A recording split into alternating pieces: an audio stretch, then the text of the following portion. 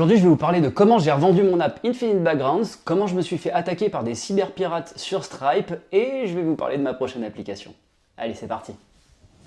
Alors tout commence en juin dernier lorsque je lance Infinite Backgrounds, la toute première application que j'ai faite dans le cadre de ma newsletter Journal d'un Maker. Le but c'était de créer une app en quelques jours, de partager toutes mes réflexions, de la lancer et puis voir ce qu'il en advenait. Alors comment j'ai trouvé l'idée? À cette époque-là, en fait, j'avais un gros problème, c'était que je bougeais énormément entre Paris et le sud de la France, et du coup, j'avais pas toujours mon décor avec moi.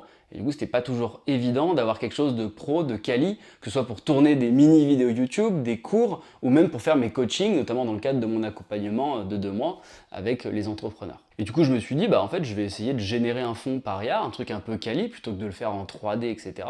Et puis, je vais essayer de me faire un truc vraiment personnalisé, pour que je puisse l'utiliser dans mes vidéos et dans mes visioconférences. Et je sais qu'à cette époque-là, j'avais entendu parler de Squeezie qui faisait des décors en 3D,